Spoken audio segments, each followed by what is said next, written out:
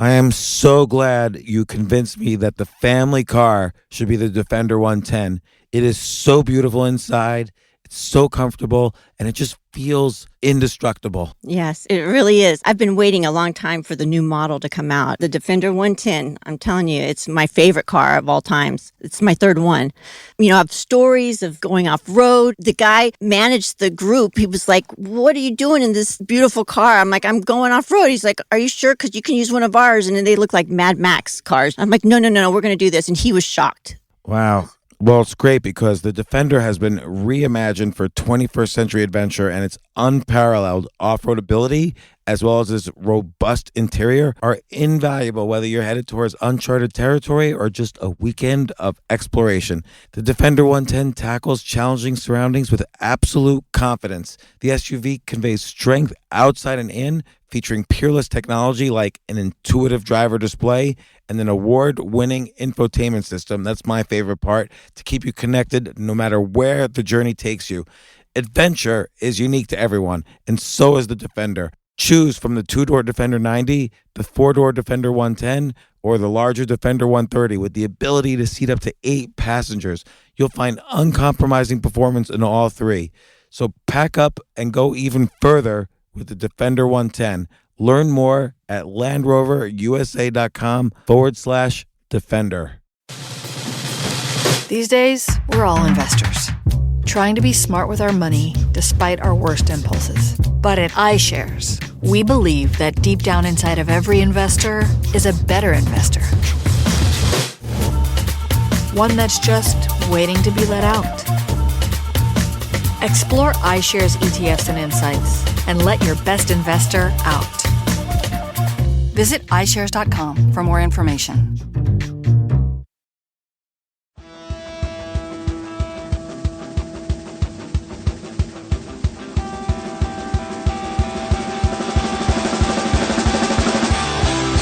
So we have James Altucher today.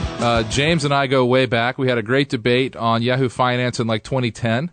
And I think that was the first time, James, I had ever been in any kind of video presentation because, dare I say, like you, I have a face for radio.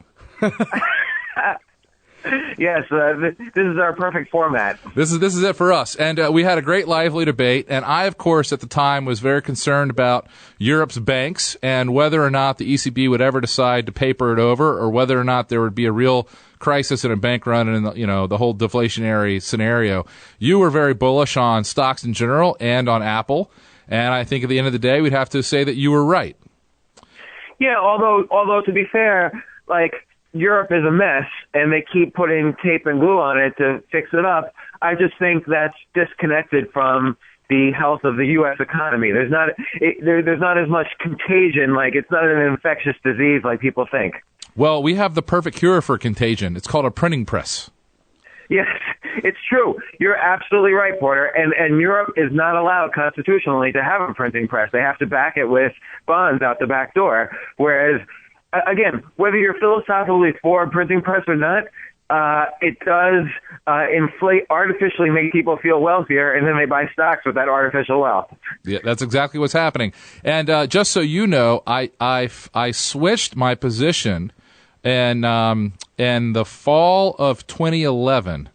I think actually our interview was in August of 2011. It was August 17, 2011. But it was 2011. Anyways, I went bullish on stocks in mid-December 2011, and I've added, I don't know, probably 40 securities to our recommended list since then.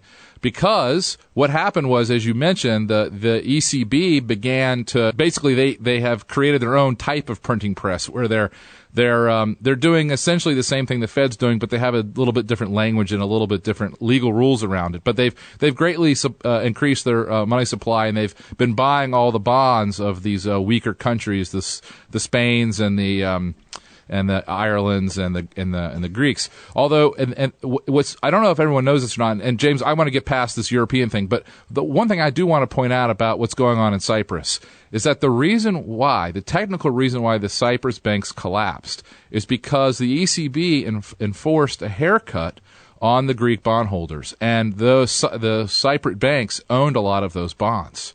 So this issue is, if you start to hold people accountable in capitalism, there is a huge domino effect, because no one's had to be responsible in capitalism since the end of World War II, right? We've just had these currency regimes that were all based on the U.S. dollar, and where inflation was a constant process. So Mexico goes broke in 1982. Oh, no problem. We'll just print up some Brady bonds and paper it all over. And this has happened again and again and again, where inflation was always the answer. You call in the IMF, you get some loans from Uncle Sam, and you inflate wildly and you paper over all your problems. And now I believe we're kind of at the end of the road of that process, where we have created so much paper and so much debt that the whole system is just becoming unstable and starting to fly apart.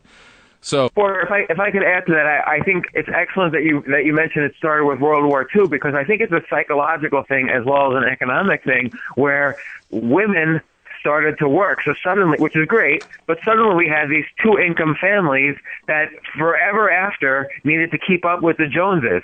So we had, the post-war boom, then we had the Great Society, then we had the inflation after, during Nixon, then we had, Milkonomics with Michael Milken and junk bonds everywhere, then we had the internet boom, then we had the housing boom, and then finally we had the Federal Reserve boom. You're right, we've run out of booms. What can boom next? There's nothing left. And yet we still have this psychological need to keep up with the Joneses, which is falling apart. Well, lately we've been trying to base all the expansion of credit in our economy on college students. How's that sound for a credit risk? Right. So that's the last boom left, is that your children, and people are still psychologically thinking, oh, my kids, in order to have a good life, they need to have a good education. So I just went all around NYU, for instance, interviewing kids, and they have no idea how they're going to pay off their student loans. And they have 50 years worth of student loans paying. Right. So I tell people, you know what you should do? You should default. Like, you should figure out, it's very, very hard, because the government will lend you the money with one hand and they'll put you in jail with the other. So it's very hard to default. No, they don't actually put you in jail. We don't actually have debtor's prison. Yeah, they'll garnish everything you ever own for the rest of your life. So you have to. So now there's this huge growth in under the table black market college student labor. Yeah, that's exactly right. And that's why now you need a graduate degree to get a job, because I'm employing like 4 of these people. I'm serious. The women who babysit my kids, all college graduates, all get paid in cash, all have student loans they're not repaying, and the guys who run my boat, same thing. So think about what that happens. And so now they're not even really productive members of society, in the sense that they're not contributing to Social Security, they're not contributing to any kind of federal taxes, they're not paying payroll taxes, and they're labeled as unemployed, which might have something to do with the huge amount of people who are not officially in the labor force. Right, and even worse than all that is that all these people who are potentially talented creators, innovators, entrepreneurs, and artists, they have to work on your boat now. Like, they can't that's not a bad create gig. New businesses and jobs. I would creating jobs while they work on your boat. They're helping your boat, which is great. I would trade places with my captain in a heartbeat. And a heartbeat. I just don't think my wife would like that very much. Well, maybe next year. Listen, I want everybody to get on their computer, and I want them to go to your website, which is jamesaltucher.com. And I want them to look for 3 particular blog posts. And I hate calling you a blogger, James, because you're not unemployed. And as far as I know, you don't work in your basement in your underwear. So right. Well, I try not to. My wife will get upset at me if I do. But James actually is a successful money manager. You're doing venture capital these days mostly, aren't you? Yes, a lot of venture capital. But he's a fantastic writer, and we greatly admire his. You like me have honesty Tourette's. You say far too much, and it's very entertaining to see it. So there's 3 posts that I particularly loved, and I wanted to talk with you about them. The first is 10 scams you encounter every day. The second is 10 reasons why you should never own stocks again, which is an essay I've actually written too. And the third is 8 alternatives to college. I want to add a 4th real fast. The 7 things that happen when you're completely honest, which is the way Porter and I live our lives. So we don't have, of course, we can spend all day on each of these topics, and of course we have better things to do. So just the quick elevator pitch for 10 scams you encounter every day. Well, just that essentially we have this $20 trillion advertising agency, and I'm including the student loan and the mortgage industry in that convinces us in order to find happiness, we have to own a home, we have to go to college, we have to vote for even if we don't like either of our choices. So there's all this stuff that we're convinced we need for happiness, even though we only think that because the TV is telling us, or our parents are telling us, or our brainwashed friends are telling us. So our whole lives are infiltrated with kind of generations worth of scams. And in order to really be happy, you have to deprogram yourself almost in order to find out how you really feel, which is something most people don't do throughout their lives. Great. So like again, going to college is a great example, or owning a home. I agree completely. I tell the young people that work in my company that they should save half of their after-tax income and that they should never, ever engage in any kind of debt, period. And they look at me like I have four eyes. And what they don't know is that I did that. I know it can be done. And guess what? Look what happened in the 10 years of my life from 25 to 35. So they look at me and they say, oh, I would love to have the success that Porter had. I'd love to have the things that he had. Yeah, but they're not willing to do any of the things it takes to have that kind of financial independence and that kind of financial freedom. And the most important thing, as you well know, James, is you have to consume less than you earn. It's that simple.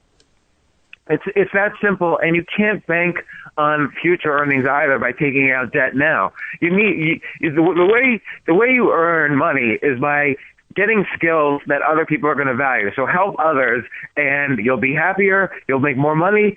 Other people will benefit. The economy will grow. So the way to lose money is to borrow money when you're at your peak and then go bankrupt, which is what a lot of people actually in their 30s, 40s, and 50s do. It's simple. If you just say to yourself, I'm never gonna borrow money, well, that's out the window. That whole risk. If you can avoid, right. And seriously, if you can avoid divorce and you can avoid borrowing money, there is almost no chance that you'll ever have any significant financial difficulty, barring some kind of catastrophic health problem. Right, and I could say, having been divorced and having borrowed money and having gone bankrupt and then being forced to rebuild, it's really hard to rebuild. Like, you can do it if you have the skill set, but you don't want to have to do it. It's very painful. I'm trying desperately to avoid all of that. Porter's trying. He's hanging on for dear life. I tell everybody. I congratulate you. That's great. I tell everybody the only thing I can't afford is a divorce. Everything else is negotiable. All right. Right. So listen, I wrote in 2007, in December 2007, I recommended shares of Hershey. And I did so because the stock had been completely beaten up because Wall Street was convinced that Cadbury and Kraft were going to tie up and that would eat Hershey's lunch. And I didn't think that was likely because I see Hershey as being a lifetime iconic brand. I think my grandkids will eat Hershey's chocolate bars and make s'mores out of them over the campfires, right? Sure. So it's a simple business. It's extremely capital efficient because Hershey doesn't have to invent chocolate every year. They don't have to build a new plant. They just keep using the one they've got, right? So very capital efficient, high, what Buffett calls economic goodwill business. Great brand. So you could buy the stock at the time, I don't know, for like around 10 times cash flow. And for me, cash flow means the cash profits minus capex. So, right. It's cheap. It's a great business, and we bought it. Now, if you think about when we bought it, that was about the worst time possible for buying anything. That's December of 2007. It's 9 months before the greatest financial calamity since the Great Depression. And we have a rule in my company, James, that we sell stocks if they're down 25% from their high, no matter what. And that just prevents us from having any kind of catastrophic loss. Of course, it also, right. over the long run, it will reduce our average return. There's no doubt about that. But I would much rather give up 2 or 3 points in total return and not have the headaches of thinking I was going broke once every 5 or 10 years. So that's what we do. And the point of the story is we didn't stop out of Hershey. That we bought a high-quality company at the right price right in front of the biggest financial train wreck any of us have ever seen, and we didn't stop out of the stock. We still have it. Now we're up, 130% or whatever it is. I'm not telling the story to brag. I'm saying that it's very, very difficult to buy common stocks that are not going to be more volatile than that. They're not going to give you a big problem. And the reason why Hershey didn't give us a big problem, even in front of the financial train wreck, is because it is such a unique business. I don't know if you've spent any time looking at it, but the majority holder of the stock owns about 40% of the company's shares and controls it. It's the Milton Hershey Charitable Trust that owns the controlling stake. And the state of Pennsylvania passed a law that they're never allowed to sell. Period. Yeah, I remember that because a few years ago they tried to sell. There was a battle. And the governor was like, "Do it and I'll put you in jail. You're not selling." And what I loved about it was that the trust had a bunch of Wall Street guys that were advising them that what they needed to do was diversify. Because this asset just wasn't reliable, and that someday the trust might go broke, and the poor kids and all this stuff, right? Well, we need all different diversified, blah, blah, blah, blah, blah, blah, all the Wall Street nonsense that would come with the tons of fees and lots of money for the bankers, right?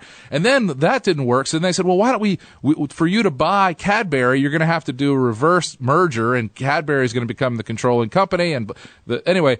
So infrequently do politicians make any kind of decision that makes any sense. But in this case, they created a very high quality branded company that has incredible amounts of economic goodwill.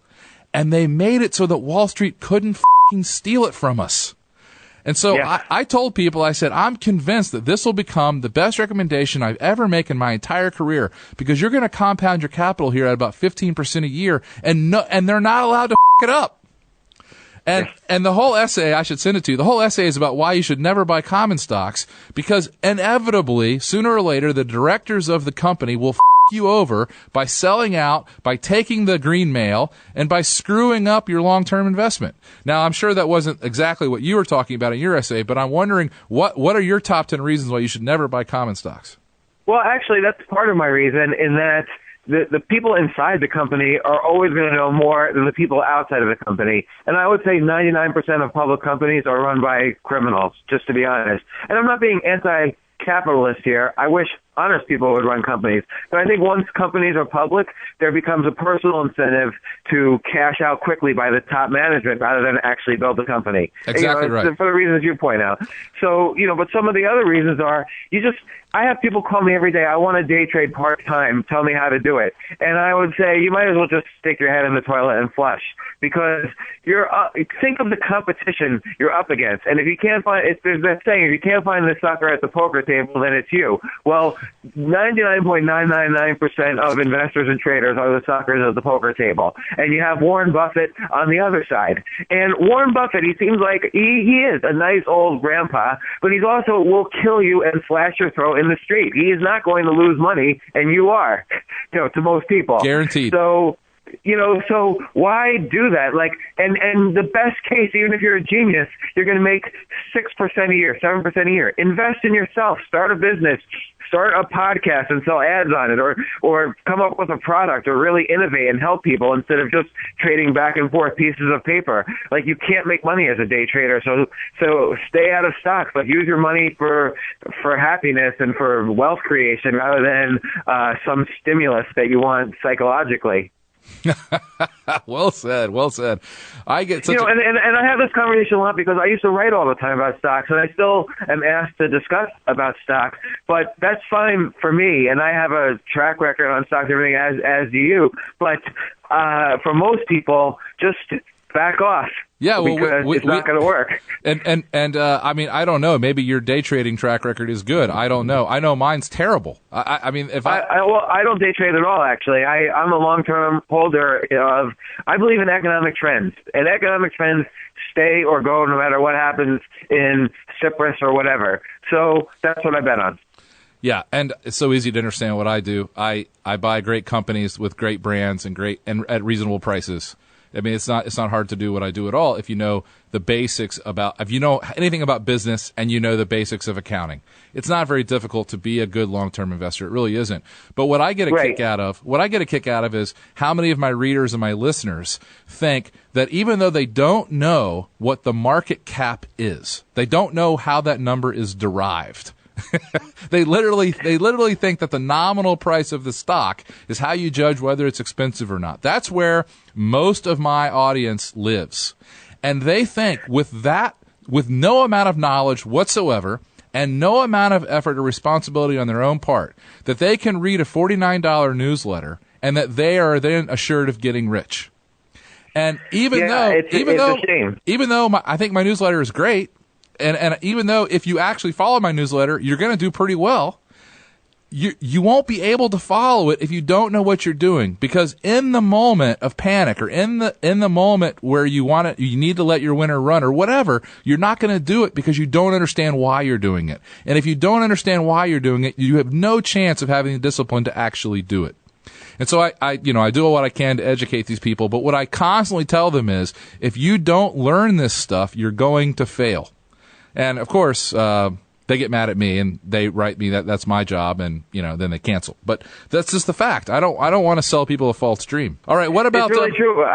Go ahead. Sorry, I just want to know what's the alternatives to college, because I'm a huge believer that college is a waste of time. All I learned at the University of Florida was a bunch of bad habits. Luckily, I paid for it in cash because it was still very affordable. I paid $50 a credit hour. It wasn't a financial burden, but it was a giant. It was a giant waste of time. Like 20 years ago, so I went to college 25 years ago, and it was still expensive then. I still came out with debt. I paid off personally, I paid off every single dollar of debt. But now the debt is 5 times as big if you want to go to college. So it's just if you want to have fun, it's better to get a job at McDonald's for 4 years and have all the fun you want, and then find a job in the real world. But college is not going to get you a job. All those statistics are lies, and they're only put out by colleges, of course. So the real alternatives are simply start a business. Nobody on the internet cares whether you got a college degree or not. There's millions of opportunities for being an entrepreneur on the internet. Now, do you have to be an entrepreneur? No. You're only 18 years old. You might not even have the skill set to be in business. So go off and be an artist. Yes, you need money to learn an art or to travel or whatever, but not the $200,000 you need to go to college. So do anything that costs less than college. You'll get better life experience, better education, better qualified to have a job. You'll actually learn how to fail. You'll learn how to communicate. You'll learn how to sell ideas. You'll learn how to come up with ideas. All of these things they don't teach you in college. So, almost everything is an alternative to college. Yeah, college is actually a travesty. I agree.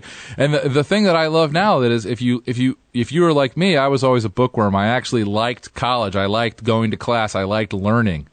And what's funny is that college is a terrible environment to do that, because you get surrounded by a bunch of kids that just want to drink and party. And of course, that's also fun. So it's just a big distraction. Whereas now, today, you can go to college online. Have you seen these new things like where Stanford was putting up their curriculum for free online?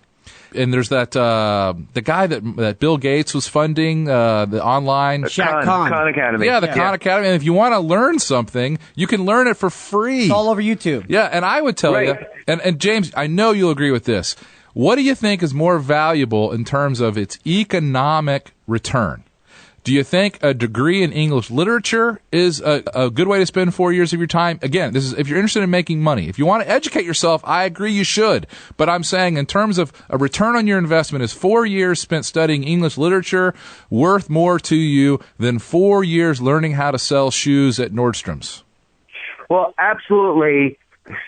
Selling is the most important skill set for making money, and it's the one skill set that you never ever learn in college. In fact, you learn it's a bad word in college. Exactly. It's called selling out when you learn it in college. You don't actually learn selling. You learn that selling is somehow some sort of sin if you learn how to do it. It's crazy. English literature, by the way, if I'm interested in reading, which, by the way, I'm a bookworm as well. I read 2 or 3 hours a day at least. I don't need to pay $200,000 to some bad teachers so that I can read. I can just go to the library for free and read. So... again, I don't know the only purpose of college is the myth and scam of accreditation. Everybody thinks they need to be certified to do something. They need to be chosen by someone else. But the reality is, in today's economy, you have to choose yourself, because nobody else is going to choose you. It's every man for himself right now, for better or for worse. I'm not saying this is good or bad. I'm saying this is what you have to do. Out of the guys that you run around with in Manhattan, how many of these top hedge fund guys that are unbelievably smart How many of them have MBAs or Harvard MBAs? I mean, not many. Most of these guys. No, not many. Hardly any. I'll tell you what they're good at. They're good at poker. They're good at selling their services. Even if the hedge funds, I know a lot of hedge funds that are a scam, that are, they're massive salesmen. They know how to sell themselves very well, and they know how to get a good deal for themselves. They know how to negotiate. They know how to hunt out for bargains, and they're not stupid. Like they're smart about making money and being clever. And these are skills that they did not learn in college. Well, the one of these guys that I'm close with, Arez Kalir, he was one of the Tiger Cubs, and now his fund is called. He just started he was running a fund called Sabretooth for many years, and then he decided to fold that because it was with a partner and start a new one called Iron Bridge or Iron Tree, something like that. Anyway, I've been friendly with him for 3 or 4 years now. And what's funny to me is that he was actually one of these uber college smart kids. He does have the MBA. I think it's from Harvard or Stanford, and he was a Rhodes Scholar, and he was extremely successful academically. But what's funny is when I ask him about it now, he just says it was all a hindrance. That stuff held me back for years and years and years. I had to unlearn so much of that stuff to be successful in what I do now. So even the folks who did that, I don't run into anyone who says, "Yeah, I'm going to tell my kids they better get an MBA." Let me tell you a very quick story. So my first job out of graduate school was doing computer programming at HBO, the television channel.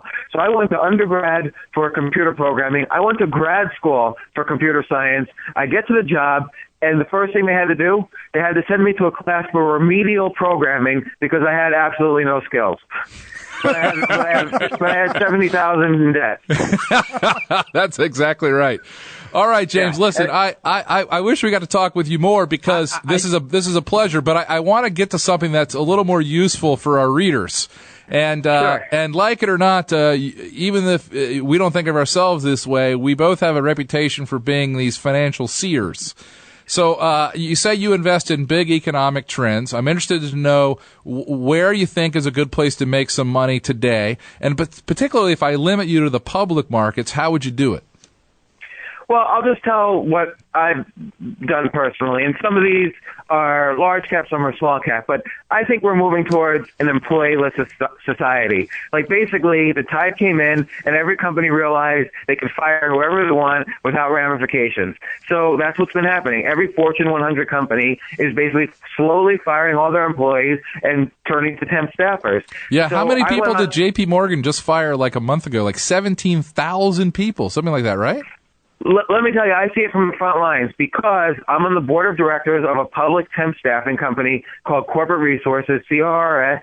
It's $800 million run rate in revenues, and I see what's happening. I see the trend with my own eyes. I see the growth. I'm in the boardroom, and it's phenomenal what's happening in the temp staffing space because every company is firing all of their employees. So that's one issue. You don't have to buy CRRS, buy any temp staffing company, and you're going to do well over the years. And again, if the valuation is cheap and so on. The other thing is, the United States is the new Saudi Arabia. It's pretty clear now. Hey, finally! Yes, that's our idea.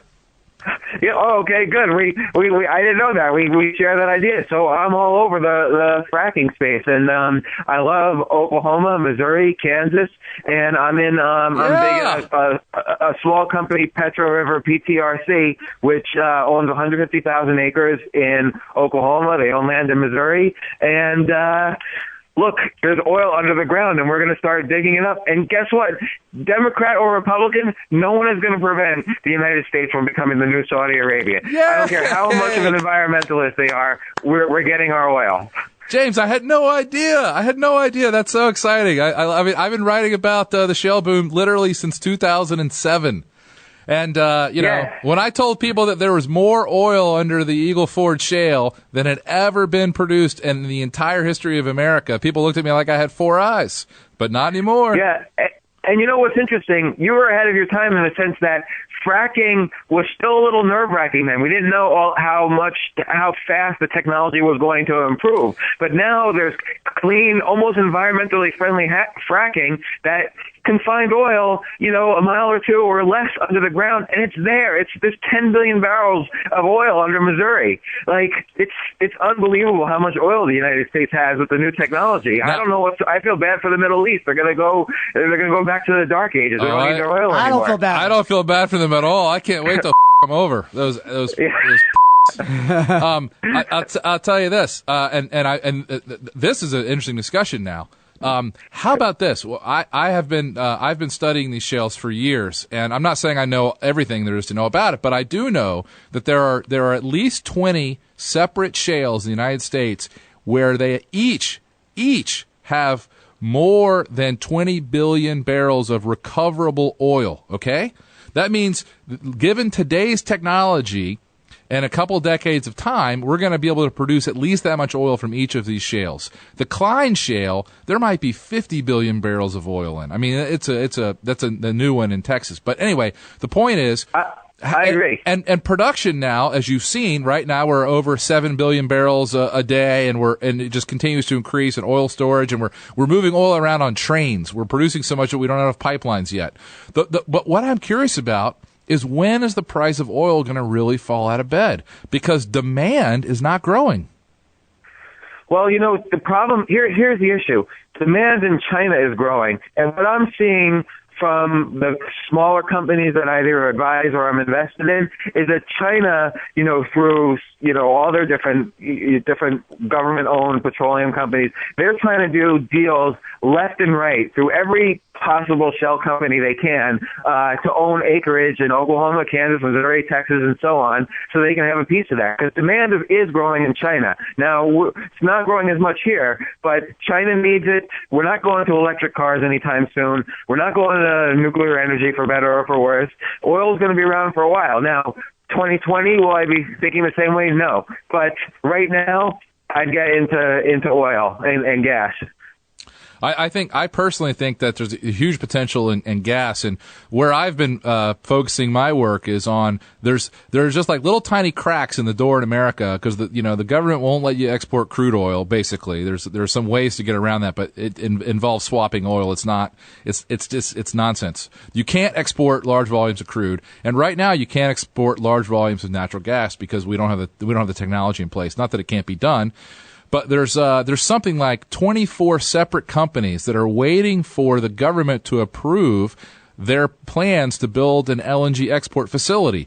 And a lot of these things are just converting LNG import facilities into LNG export facilities. So it's not like it's an issue of safety or whatever. The plant's already there. The government is so fearful, though, of allowing energy exports because they don't want to be blamed for high gas prices. And the irony, of course, is that the oil that we're producing is light sweet crude, and all of our damn gasoline fracking and distillation plants, they all run on sour crude from Venezuela and from Nigeria. So it's just it's going to take a decade or maybe 3 before we can have the facilities to use the oil we're producing to make gasoline. And so I've been buying the guys who can export energy. So the one guy that's approved for LNG is Cheniere, as you know, LNG, and then I was excited when I figured out the propane angle because propane is much easier to ship because it turns into a liquid under a fairly light pressure. So the propane company Targa, it was spun out of the failure of Dynegy, and Pincus Warburg put it together. I mean, I'm doing great on it. It's gone from, 25 to 60 this year because it owns one of 2 plants where you can export large volumes of propane. So it's like the only little crack to get the energy out of America. So I think what's going to have to happen, and this is a guess because no one can predict the future, but sooner or later, if you keep increasing crude oil production in the United States by 25% a year, sooner or later the price is going to fall out of bed because we can't use it all. So the government's going to eventually have to let us export it, or otherwise the whole industry is going to completely blow up because they've all borrowed a ton of money to dig all these wells. Yeah, I agree. The other thing is, too, though, the technology is going to get so ridiculously cheap to bring stuff up that, okay, let's let the oil price fall. It doesn't really matter that much to us. And it'll screw all the Middle East. Yeah. Like they've got their old oil wells with old technology. We're going to start bringing stuff up for $5 a barrel. The guy, not yet, but soon. The so okay, let's bring oil down to $40. Like America will boom, and everybody else will pay for it. The guy I'm so excited to see what will happen to him is the guy it's pronounced Qatar, I think. It looks like Qatar, but I think it's pronounced Qatar. I've never been there. I don't know. Have you been over to Qatar or Qatar or Abu Dhabi or? Yes, I've been to Dubai. Dubai, yeah. So I haven't been over there. I want to go see it because it's just madness. But the Emir of Qatar, he's the guy who owns Al Jazeera. And he gets all of his money from this enormous natural gas facility he built. I think it's called the Pearl. And it's like the world's largest natural gas production liquefaction facility. And so Qatar has been dominating the world market for liquefied natural gas. They've been supplying Japan in particular, right? But now you've got this thing called Gorgon in Australia that's going to be even bigger than the Pearl. And you've got Cheniere and all these other plants coming in America. You're going to have an enormous competition for this guy. And of course, he built it looking back at 60 years of Persian Gulf dominance and figured, what could possibly go wrong? I'm going to borrow hundreds of billions of dollars and build cities in the desert. It'll be interesting to see what happens. Yeah, to some of those countries' credit, they're diversifying by investing in companies here, but yeah, they're all in trouble because the United States has them beat. Like, the United States has always been the best this hemisphere has always been the best for natural resources, and we're just going to prove it over the next few years. I love it. So we've got the growth in temp staffing. We've got the shale boom in the U.S. Any other big trends that you're fond of? Yeah, I mean, and again, this is kind of an old trend, but there's new ways to hit it, which is, the rise of social media. Now, Facebook and Twitter might be old stories. I would never recommend Facebook stock specifically, but I do think companies are moving away from the web to doing transactions and commerce on Facebook. And I think that the picks and shovels of that social media gold rush are going to win. So the agencies and the technologies that help companies sell stuff on Facebook and Twitter and with all this new social media, they're going to be big winners as well. But there's no public companies in that space. That's where I do a lot of my venture capital work. And finally, I'm a big believer that the FDA should be banned, but that the best prevention the best cure is prevention. So I think diagnostics on diseases like cancer are going to have big technology swings upward in the next few years. Yeah, I've studied all that stuff in another life thoroughly back in the early 2000s, and I recall that Roche seemed to have the leading big company expertise in diagnostics. I don't know if it still does. It's interesting. Roche does a lot of investments in smaller diagnostics companies, and so they are making the bets that, for instance, Roche has a deal with Trovagene, TROV, which I'm a heavy investor in, and they can diagnose cancer in the urine as opposed to doing invasive biopsies. So they're starting to get to be an exciting stock. And so I'm very much interested in diagnostics and invest all over the diagnostic space. Because, again, I think once you're in FDA world, you're over. You're screwed. I agree completely. This is you're like our best guest ever. Ever. Excellent. Well, have me on anytime. I love it. I do. I just want to jump in with one thing, and I'm an avid reader of your blog. I'm actually a subscriber to your list. And thank you. And I've always tried to figure out... Groupie alert. No, not at all. Not at all. But I've always tried to figure out why Porter and I excel at parties. And it all goes back to your blog post on 7 things that happen when you're completely honest. And it hit me, it's not like we're masters of comedy or anything. We're far from that. But we're the 2 most honest people in the room, and we repeatedly use our honesty Tourette's to kind of sizzle our friends. And in a weird way, they really enjoy it. And it kind of hit me when I read that. You're like, look, if 99 out of 100 people are not honest in a lot of their aspects of their life, they find it highly entertaining for somebody to be honest because it's so direct and refreshing. I enjoyed that post. Well, it's really true. most people are afraid of honesty, and they're afraid of what people think of them. And what comedy is about is breaking down the walls, and there's this aha moment before you start laughing. So, for instance, take college as an example. College is really, we've all agreed, college is a waste of money or whatever. But now let's put it in a different light. I have 2 daughters. Am I going to really take $200,000 for my 2 little babies to have sex 3 times a day for 4 straight years and get drunk every night? That's going to cost me $200,000. See, that's funny, and it's honest. Like, that's why college is bad. Yeah.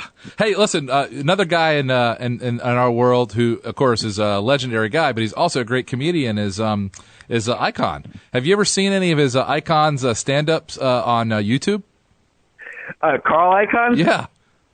Yeah, no, I just saw the CNBC stuff with Bill Ackman, where he really lashed out at Bill Ackman on gosh, I even forgot what stock they were talking about. Herbalife. Yeah. No. Just for fun today, go to YouTube and type in Carl Icahn.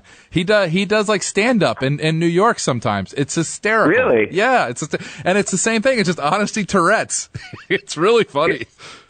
Oh, I'll definitely check that out. That's a new one for me. All right, James. Listen, I know you got better things to do. Thank you very much for the time, and good luck with your investments. We'll stay in touch. I'm sure we'll talk with you again soon. Okay, thanks a lot, you guys. Talk to you soon. All right, bye-bye. Bye. Stansberry Radio is a purely public broadcast and is not intended to be personalized financial advice for any individual specific situation. Each individual's financial situation is unique, and Stansberry Radio should not be relied upon and or considered as personalized advice. Stansberry Radio is not licensed to render personalized advice and should be considered simply the public opinions of Stansberry Radio and its guests. Recommendations on specific financial securities are not intended to address any listener's particular financial situation.